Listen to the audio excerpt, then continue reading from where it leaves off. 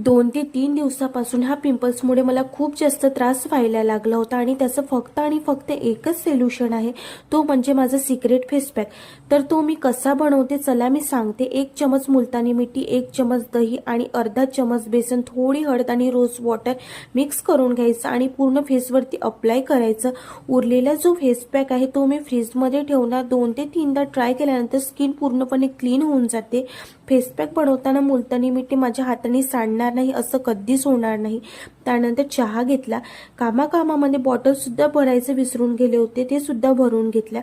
उद्याला मला जायचं होतं बाहेर आणि मी ड्रेस वेअर करणार होते, बट मला काही सुचतच नव्हतं. फायनली मी एक ड्रेस सिलेक्ट केला आणि मी कुठे जाणार होते तर उद्याच्या ब्लॉगमध्ये तुम्हाला नक्कीच कळणार. सामान काढताना ही लाइटिंग एकामध्ये एक गुंतून गेली आणि माझ्याकडनं ती निघत सुद्धा नव्हती. आज मला स्वयंपाकाचा खूप जास्त कंटाळा आला होता, त्यामुळे आम्ही पार्सलच बाहेरून घेऊन आलो. त्यानंतर केक सुद्धा खाल्ला आणि असा होता माझा आजचा दिवस. Bye bye.